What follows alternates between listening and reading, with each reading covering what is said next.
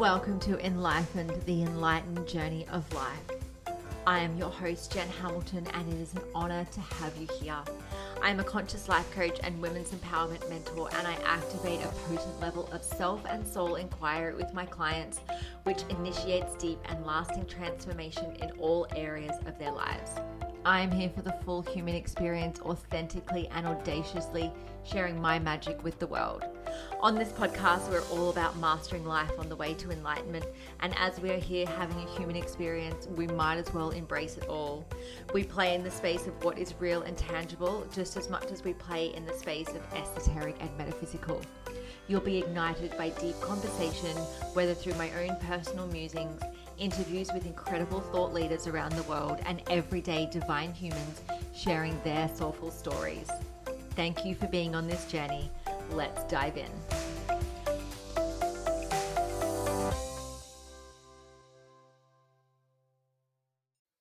Hello and welcome to another episode of the Enlightenment Podcast. I am your host, Jen. And today on the show, I am joined by Renee Latour. Renee is the business strategist behind the Ticket to Freedom brand that helps coaches remove themselves from the day-to-day of their business by delegating. She's a full-time traveler and part-time entrepreneur, coining the term fancy nomad to describe her unique lifestyle. Growing up in a broken home, cursed by drug addiction, Renee decided to choose freedom instead of suffering. She was the first in her family to graduate high school, paid her way through college, and took the entrepreneurial route to create multiple businesses while traveling the world full time. Renee believes that everyone can have their own freedom right now instead of waiting for someday. And she is fired up to share her journey and help others find their own path to freedom. Renee's story is so inspiring, and I'm so excited for you to hear our interview. So without further ado, let's dive in. Welcome, Renee. Thank you so much for joining me. How are you today? I'm great. Thank you so much for having me. I'm excited to be here. It's an absolute pleasure. Now, you're a remote business strategist and you've been through a bit of a journey. Tell us about what it is that you do and what got you into this work. Yeah, I'd love to share. So, it has been quite the journey. So, when I first started my entrepreneurial, again, not to overuse the word journey, when I first quit my job back in 2016, I really had no idea what I was going to be doing. I just knew that I didn't want to delay my freedom. I knew that although my job was great, it was comfortable, it was promising. I had a great pension program, all of the great things. I didn't have a boss that I hated or anything like that.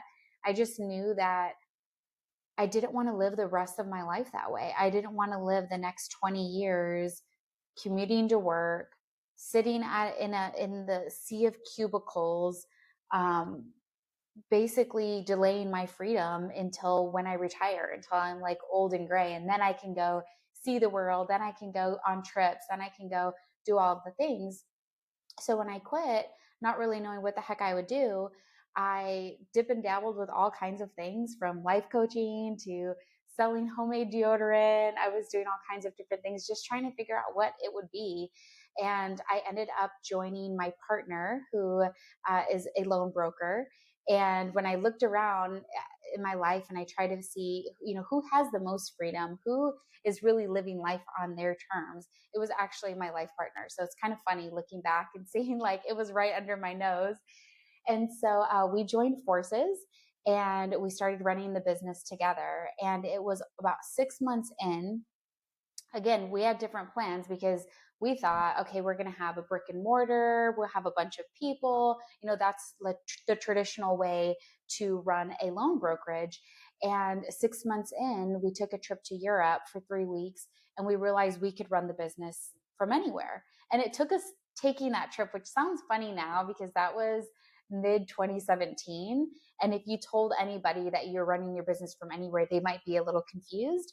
But now, thankfully, with some silver lining to COVID, it's more acceptable to be running your business from anywhere. But at the time, it just didn't even occur to us. Like it took us taking that trip to realize that we could run the business from anywhere. but it wasn't at all an ideal situation. We were, even with Europe having a different time zone than United States, where our business is based, we were up like late at night trying to talk to clients, trying to figure things out. It did not make sense at all. So I knew that we had to make some tweaks in our business so that we could run it remotely, so that it could be optimized for location independence, and we can travel a lot more than just a few weeks here and there. But I knew that it would take some time. And so that took a few years to really get the business completely remote. And it wasn't really until the end of 2019, so it was about 2 years later, that the business was completely optimized for running it from anywhere. So since then, I've lived in Africa, Asia, Europe, and I wake up to things being done because I have a team back home in the States that does things while we're sleeping. So the business does run while we sleep. And again, I don't like to at all make it sound like it's something that happens overnight. It's a journey. But because it's given me so much freedom to have systems in place, have a lean team in place, and really have a business that does semi passively run itself and only work a few hours per week, I became very passionate about helping other entrepreneurs do the same thing. So it really doesn't matter what industry you're in. Like, if you're running your business online, there's really no reason why you can't run it from anywhere or have whatever freedom you want and have your business look like whatever you really want it to look like. So that's kind of different for everybody. For me, it was traveling. For me, I wanted to travel full time. I'm currently in Lima, Peru. Our business is located back in the States, and that's how I wanted it to be. For other people, it just looks a little different, but I became very passionate and excited about helping people discover what that freedom is and designing their business around it instead of continuously trying to force your life into your business and working like crazy. I love it. What an epic journey that you've been on. And it sounds like you've got some awesome travel stories as well, like being able to see so many parts of the world and essentially, still get paid to do it because you're still running your business. It's a very new paradigm, isn't it? That we've stepped into where we're setting up our businesses that we can run remotely. That we can work from anywhere, and it's kind of the norm now, isn't it? Like for me in my business, like COVID catapulted me into online. I had no choice. I couldn't see people in person anymore. And what that did, it opened me right up to seeing clients all around the world. And it unlocked new things within me. And it just became the normal thing that if I didn't have people coming in person, that was fine. That's all we could do. So we pivoted. And it's been the biggest blessing. So I totally feel you there. I'm really, really curious, Renee, what was the catalyst for you for going, hang on a second, I've got this really good job. I'm getting paid well. I've got a good boss. Everything's set up nicely, but I don't want to do it anymore. Was there a particular moment that you can think of that sort of like dropped you in and went, no, no, no, this is not for me anymore? Yeah, it wasn't something overnight, even though it felt like it was, because that's what it looked like from the outside, kind of. But I know looking back that it was when I graduated from university or college, as we call it. Um, that was in 2013. So I was actually going to school full time at night and while I was working full time during the day. And so it took me a little bit longer than most people, but once I got my degree, I had all this free time to really start learning about myself. Real school, real education, like where you take that personal development journey, and it's different for everybody. I was in my 20s and I started to look into Tony Robbins and started to listen to Marie Forleo every day on my way to work. Like, so I really started immersing myself in my own development and my own actualization and learning about what was important to me. And I started practicing meditation. I started practicing minimalism. I went from somebody who was the biggest consumer I knew. Like, I wanted to make sure I had tons and tons of pairs of shoes, wristwatches, handbags, like just consuming to as much as I possibly could. And I had $25,000 in credit card debt to someone who now I only have a carry-on and a backpack. Like, it's incredible to see like my journey of just becoming a minimalist and then becoming an essentialist, which is more about focusing on more of what I want and less of what I don't want. But it was through that process of really learning about myself and getting to know myself that I started realizing, what do I really want, and asking myself good questions. Why do I feel certain ways about money? Why do I feel certain ways about what what a career looks like, what work looks like, what's worthy, what's not, like asking myself all these questions. And one morning, I swear, I woke up, I did my meditation. And after my meditation, I said to my partner, I'm not going to work today. And he was like, okay, sounds good. See you later. You know what I mean? And I'm like, no, I don't think I'm ever going to go back to work. And it was like, I had no plan. I did not figure things out. I was like, okay, I'm going to map it out this way. It wasn't pretty at all. It was very confusing. I thought maybe something was wrong with me physically, mentally. Like, why don't I want to go to work? And it was like all of this kind of soul searching. And it was over the course of a few months of me kind of figuring out, is this really what I don't want? And having to decide, like, yes, this is something I really don't want. So it was not something quick. It was something over like a few years of realizing, that I just wanted a different lifestyle than what I was used to and what everyone else around me was doing. It just didn't feel in alignment with me anymore. Wow, that's incredible. I've had the feeling myself before of like quitting a job and not having any sort of backup. And even though it's like there's so much room for fear in there, I find it really freeing as well. I get really excited for then the universe, God, whatever you want to call it, to present me with an opportunity to go down a different path. And sometimes you just have to rip the band-aid off and say, I'm not going back. This is not for me. This is not serving me. This is not in alignment with the person that I want to be or the life that I want to live. I'm done. And it's in that moment, once you decide, that it's almost like the universe gets to work and it says, okay, all right, well, let's go a different avenue. What is it that you do want? And then, you ask yourself the questions. You ask yourself, what is it, what is the kind of life that I want? Do I want to stay stuck working in a job, the 9 to 5?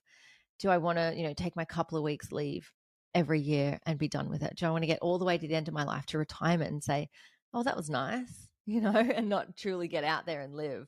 And that's, that was one of the catalysts for me getting into business, years ago, is that I was like, I'm done working for someone else. Like, I want to do things on my terms. And it's so funny because it's the old saying, like, you work for someone else, 40 hours a week, but when you work for yourself, you work 24/7, which I've Yeah. noticed. I've noticed being a business owner, there's just always a beautiful to-do list, and always things to do, and always things that need my attention, which I love, and I wouldn't have it any other way. But it's definitely an interesting journey. Yeah, for sure. And I'm always like, I worked a 9 to 5 for 10 years, and I met incredible people. I had incredible mentors. We worked on really cool projects. So I'm always very grateful for all of those experiences that came in those 10 years. And it allowed me to go to school at the same time and really pay my own way through school. And I did a lot of cool, amazing things. I always say, like, there's nothing wrong with working a 9 to 5. There's nothing wrong with corporate. Like, I know a lot of people kind of bash that in the entrepreneurial world, and I don't subscribe for that. Like, I just think that it's important to know what you want and why you want it. And for me, I feel like thankfully people are waking up, I think, to the fact that you are not just this work. You are not your work, and that is not your identity. What you are, a lawyer or a doctor or an entrepreneur or whatever, that is not who you are. You are so much bigger than that, and you are so much more expansive as the human creature that you are. And it's not just the end all be all.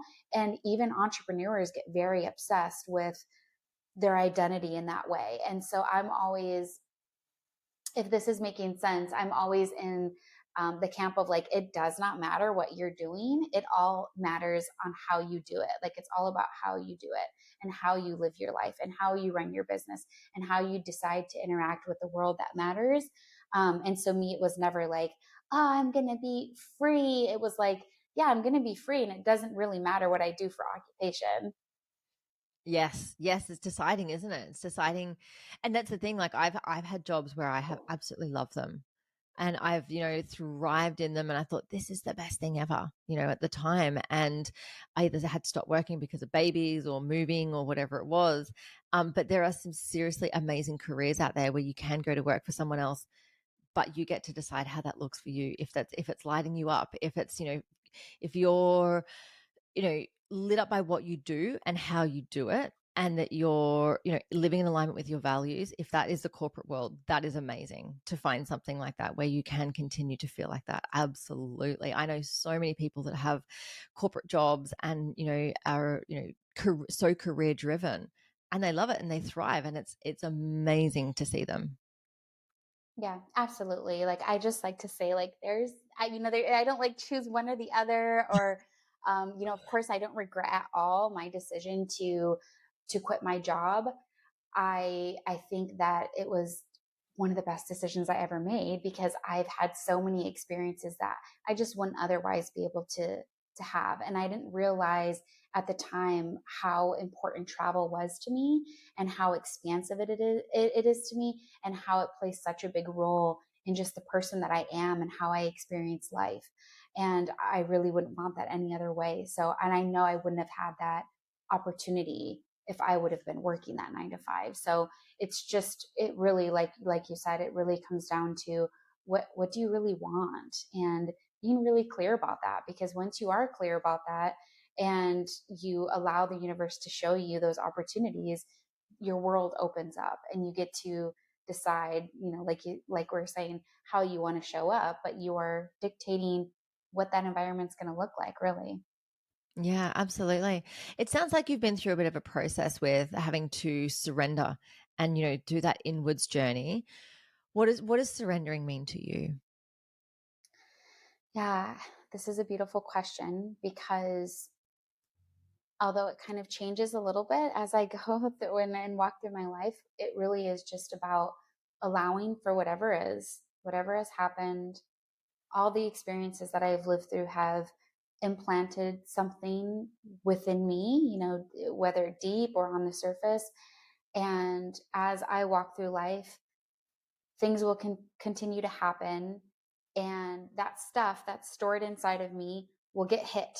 Well, certain things, experiences that I have that aren't so fun, things are challenging, some things that come up, that stuff that's within me is going to get hit.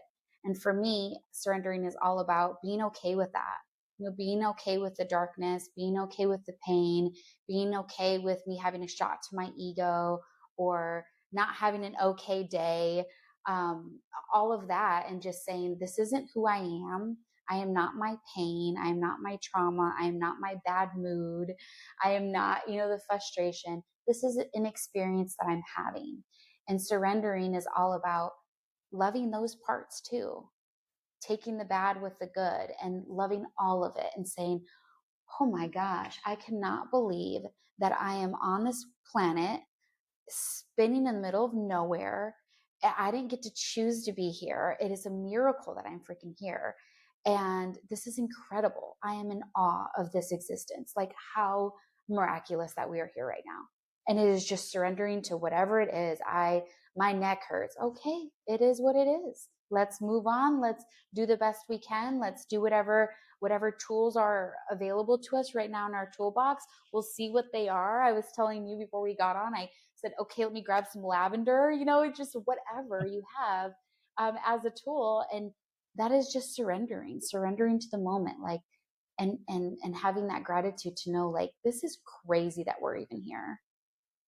Yeah, it is when you think about it, and it just brings you right home, doesn't it? I'm really curious. Do you have a spiritual practice? Like you mentioned meditation, you've sort of, talked about the inner work and stuff like that. Tell us about your spiritual practice. Yeah. Oh, girl, it's been a journey. Sometimes, the great thing about this, about, spiritual practicing is, I often love to say, like, life is the spiritual practice. It doesn't end on your mat. It doesn't end in a retreat. There's no, okay, let me do 5-minute meditation, then I'm good to go. No, life is the meditation. Like, how are you going to react to the person at the corner store, how you're going to, speak with your children or your spouse or whatever. That is all part of your spiritual practice. But the thing that I love about practicing in a more structured way, whether it be meditation, yoga, journaling, I mean, the list goes on and on and on and on. Plant medicine, I love it all. Like everything, I'm like, yes, yes, yes, I love it. And I'm open to it. And I'm like, yes, try it, see if it's for you, because these are all tools that you can tool yourself in your toolbox. So even this morning, so to answer your question about my spiritual practice, it's different, like literally all the time. Even this morning, I woke up and I had some anxiety, and it was just, I felt it like here in my chest. And I said, you know what? I'm going to have like a special meditation that's just for what I need right now, just for anxiety. I'm going to do breathing specifically for my anxiety, like a 4-7-8 breath work, specifically for that. And I really feel like I need some journaling on gratitude right now. So I'm just going to journal about gratitude.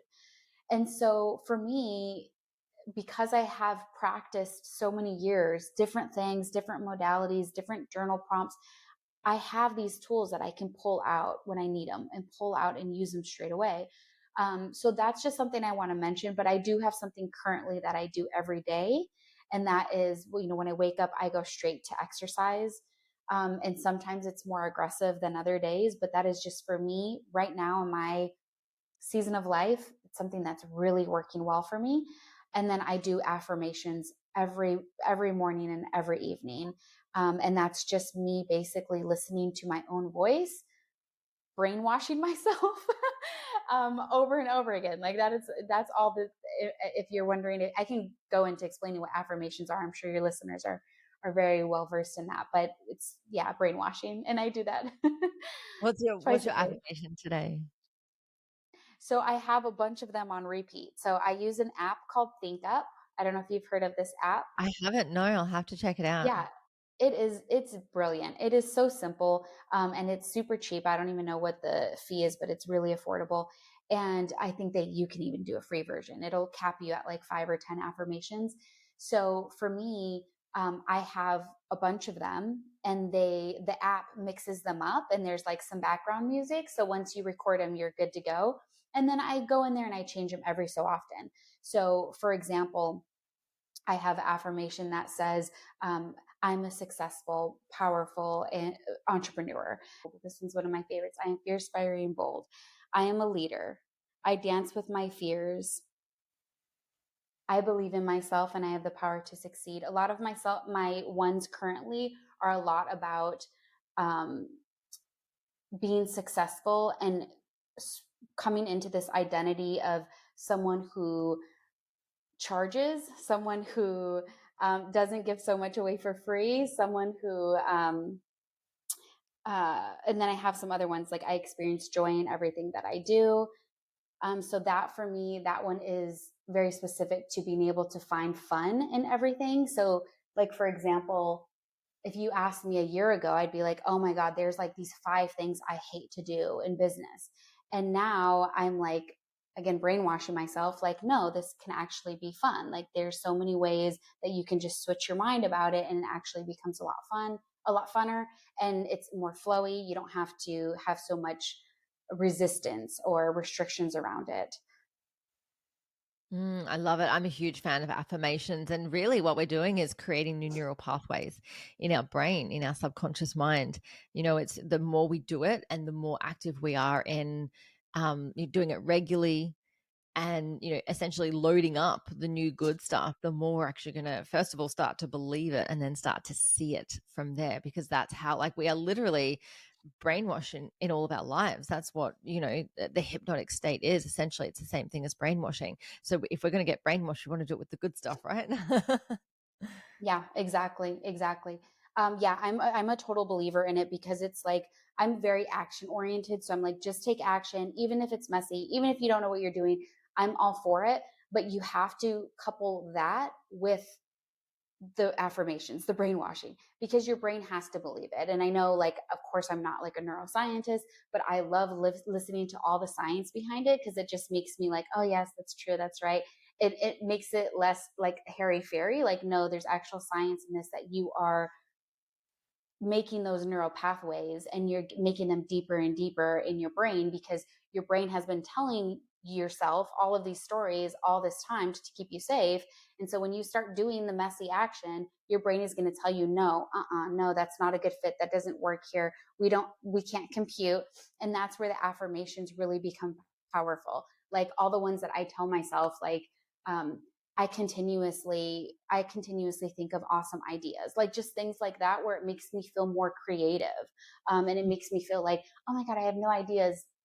I don't, of that story that I've told myself for a long time, like, I don't have no ideas, or I can't think of anything right now, or I'm not creative. Like, I'm rewiring that to not tell myself that crap anymore. And like, instead tell myself, and they're simple, right? Like, I'm willing to step outside of my comfort zone. That's a simple one, but it's Mhm. like one that I have to keep brainwashing myself with. Yes, absolutely. How can you bring your spiritual practice into business and work? What does that look like for you?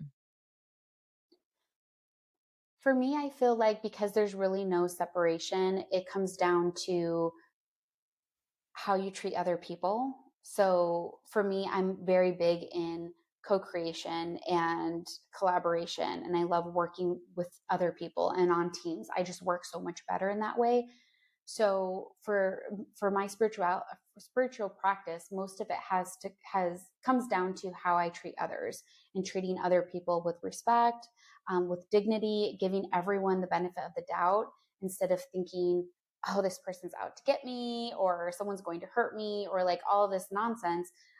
Instead, it's always an opportunity for you to let your ego down and allow yourself to open up to the other person, because oftentimes we think that people are out to, and oftentimes we don't think this, but like your biological nature is to protect yourself and to keep yourself safe and make sure that you're not going to die, but that that's not true. You don't need to feel that way anymore. And so oftentimes when you're interacting with people, it can be almost like human nature and an immediate reaction to think in the negative sense, or to think, oh, this person's doing this on purpose, or this person's making a mistake, or this person, whatever gnarly thoughts you can have. And for me, spiritual practice comes down to making that switch and having a positive thought instead, and thinking, no, everyone is doing their best. Like, everyone is just walking each other home. We're all trying our best. We're all in this together. Like, no one's deliberately trying to do anything negative. So I think that's a big piece of it. And then the other piece of it is, again, going back to like ego death, and like making sure that I'm consistently not taking things personal, and realizing like, this is not about me. I do not need to prove myself. I don't need to make people understand me. I just need to show up as best as I can in that moment, and let bygones be bygones. And otherwise, I feel like if you are constantly letting your ego sit in the driver's seat, you really aren't showing up as your best. It's oftentimes very defensive, and you're on the defense. You're always trying to figure out, oh, I got to make sure I sell this person or make them understand me, instead of seeking to understand, instead of seeing how can I be of service. It's like a very servant mentality and a very humble mentality when you come from it from that point of view. Yeah, I love it. That's really beautiful. And it sounds like you sound very similar to how I am, being able to, weave in spirituality into business, into life. Because the thing is, it's all one journey, isn't it? We can't just be one way in one area and just, drop the ball in another area. We can't be like, okay, well, in my spiritual practice, I'm going to be all loving and all of that. And then in business, we just are a downright asshole, And so I love that you mentioned, just how it sort of weaves in for you as well. Coming back to your lifestyle, Renee, so you mentioned that you're living in Peru at the moment. Are there any sort of like misconceptions that people have about your lifestyle, sort of, looking in, seeing that you've got this, it sounds like an incredible business that supports you guys to move around and travel. What are some of the, misconceptions that people have come up with around your lifestyle? Yeah, and I think there's several. The first one is because I do call myself a minimalist, but again, more of like an essentialist because it's not about less, it's about more of what you want. And so people often think that I'm very frugal, which is funny because I will just like don't even look at the price tag. I'm just like, yes, I want it. Or, because I'm more interested in experiences, oftentimes like money is not an object. Like I really do just want to experience life and I don't want a scarcity mentality about money. So that is one of the big misconceptions is because I don't own a lot of material things that I must be very frugal. And scarcity mindset and thinking about saving money all of the time, and a little bit of that is true. Like I do like optimizing, like I do like a good value. I don't like just I'm not like frivolous, per se. I do like to make my money grow for me and like invest and all of that. But I'm definitely wouldn't consider myself frugal or like cheap in that way, or just trying to do like the least amount to get by. So that is one thing, like when it comes to minimalism. The other thing is that like I'm always on vacation. And so it's like, oh, because you're traveling full time, like you must be just kind of like really flighty and not really um responsible for anything. And you're just kind of like always on vacation, always on the beach. And I'm like, no, actually, I travel really slow. And I often call myself like a slow mad. This is like a new play on words for nomads, but I travel as slow as possible. So I'm here in Lima. I've been here for 2 months and I'll be leaving next week to Argentina and I'll probably be there for 3 months. So even though I don't plan my travel in advance, like I don't know how long I'm going to be in Argentina. I just know 1 month at a minimum.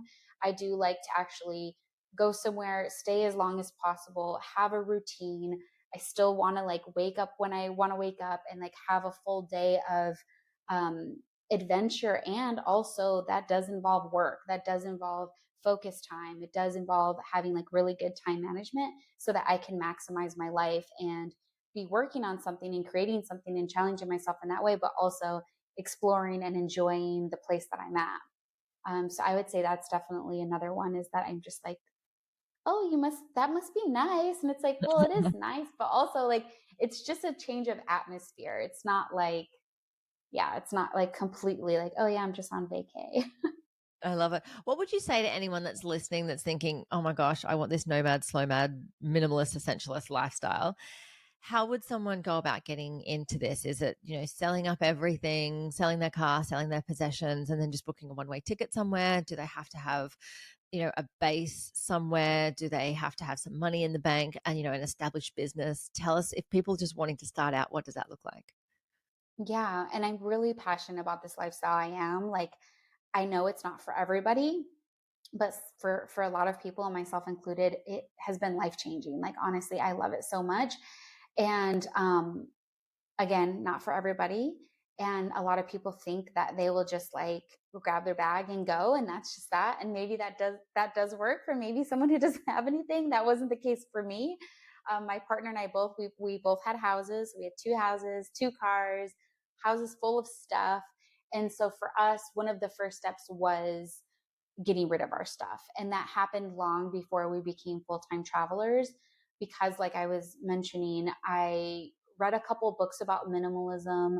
And I listened to a couple, like, I think it was YouTube. It was like a couple of people I was following on YouTube. And I was like, oh, that is for me. Like, I just want that simplicity and I want my life to be very organized. And I knew that I didn't want all this stuff. So I started getting rid of items way before I started traveling. Um, so yeah, that's definitely part of it, getting rid of all of your things. I would say definitely first and foremost, make sure that it's a lifestyle that you do want. Cause it's, again, I feel like people look at other people's lifestyles like, oh yeah, that sounds really amazing and perfect. But it's like, why? Like, why do you want that lifestyle? And I think that's important to sit with. And then if you want to get started, before you even like decide, yeah, I'm going to sell all my stuff and just move overseas, have a test run first. So for us, like, because we had the business, we actually had an office and everything. Our test run was just going to San Diego for the summer. So I'm based out of Arizona, Scottsdale, Arizona, and that is also where all I'm involved in three businesses. That's where all three businesses are based as well. And we knew that the summers were like where we wanted to escape because they're just awful. And so like usually people escape for like the winter if it's snowy. For us, the summers are just insane.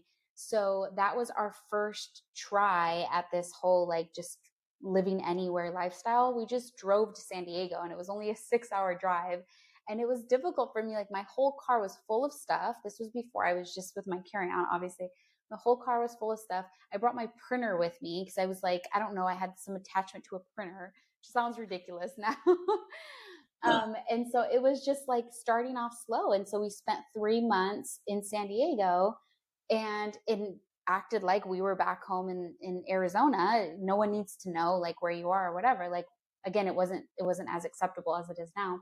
And so I would say just start off with baby steps, something like that. Like maybe it's just going away for the summer and you're not like just going to get rid of all of your stuff straight away. You don't need a base. Like I don't have a base. I did up until a couple months ago have a storage unit with a bunch of stuff in there.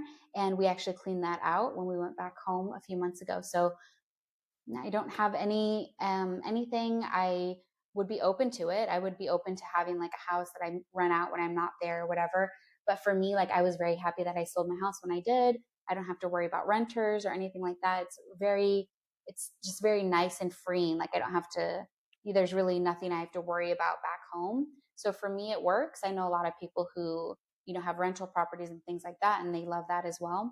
So definitely an option. I would just say start small, go somewhere for an extended period of time to see how that would go. And then, of course, having your business set up for that is where I love to help people because it sounds like it's easy, but I would tell you from being up at 3 a.m. with clients in Thailand, it's not sustainable. So you really do need to have your business set up so that you can run it from anywhere and not be stressed out about it, or think to yourself, oh yeah, I could run it from anywhere, but you're working all these odd hours and you're disorganized and your client service goes way down the tank because you're not managing it. So those things can happen. So I feel like when you have a solid plan and you say, okay, this is the trip I want to take for a month or 2 months, and I really don't want to be working the same amount of hours, you can set your business up to enable you to do that.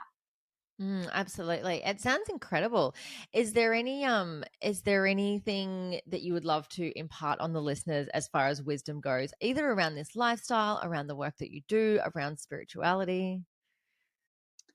Yeah, I would say to slow down, definitely. I feel like that has been such a large piece of my happiness just overall as a person, as someone living this human experience, is just to slow down and really spend time with myself. I think oftentimes we have any distraction we want, right? Especially with like our phones and all the opportunities and information. I mean, if you are in a privileged situation where you can, run your business from anywhere and have a podcast and have like, you can go out and teach a mastermind, like you can do all these amazing, incredible things, but oftentimes it's used as a distraction. And oftentimes more information doesn't actually raise the quality of your life. And it's more about what you do with it. And so when you take that time and that space to sit and really ask yourself, what do I want? Like, what do I want to give? How do I want to serve? How do I want my day to look like? How do I want my life to look like? What do I want to be doing in 5 years? What does that look like? What does that feel like? And just give yourself a little bit of space to do that. I feel like it just makes you a happier person and a better human being because you're coming from that space of like, okay, I know I have that clarity and I'm becoming her or him. So that's the one thing I would leave the listeners with today. I love that. And one last question for you, Renee. In your view of the world, what is the meaning of life? Hmm. Okay, that is super deep. I would say that the meaning of life. My gosh, what direction do I want to go with this today? Ah, the meaning of life is just to be. And I say just because it's like, seriously, guys, enjoy. Enjoy it. Enjoy, like we talked about, the darkness. Because if you're not enjoying the darkness, how are you going to really enjoy the light? how is the universe actually even give you the lightness, really? So enjoy it. Be present as much as you can. I know I speak from experiences. If I'm not in the mood or my thoughts are getting the best of me, it can make it a little bit challenging. Just bring yourself back and remind yourself, like you said, what is the meaning of life? If you're resonating at all with me, like, it's just to be, just be and enjoy. But I want to hear your answer now. Oh, no one's Share ever yours. asked me that. It's so funny. I saw this thing going around on, I don't know, Facebook or Instagram a few years ago, and it was like, ask Siri, what is the meaning of life? And she gave like legitimately the best answer, and it stuck with me ever since. And the meaning of life is to give life meaning. So you decide what it looks like. You decide, like my favorite affirmation to myself is I am, it is. And it's right in the center of everything. It's in the center of the dark and the light, the high and the low, the in and the out, the up and the down. And so the I am presence is, all is. And it is, I am all of it. I am none of it. I am everything. And it's just like, okay, that is the way it is. I can't change a situation. I can't control things outside of me. It just is what it is.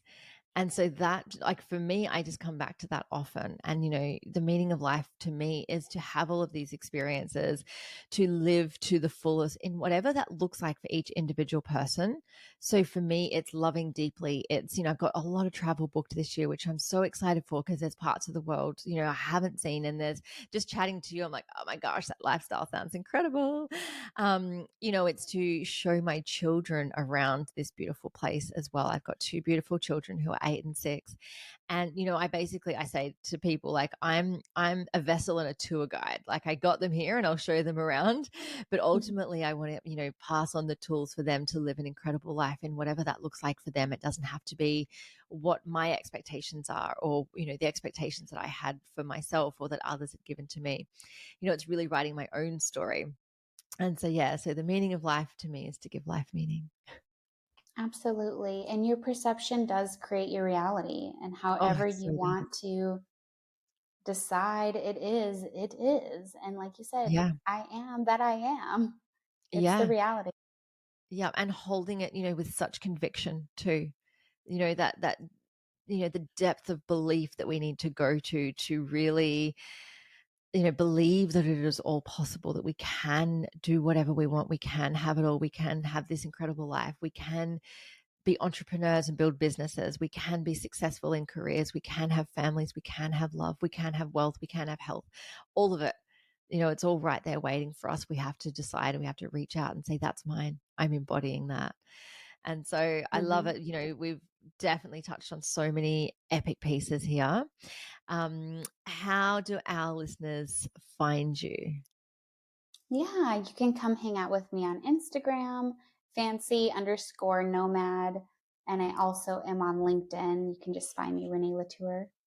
And Amazing. yeah, And we'll link to all of that in the show notes as well. Renee, thank you so much for joining us on this episode of the Enliven podcast. It was an absolute pleasure to have you. thank you so much, Jen. It was a blast.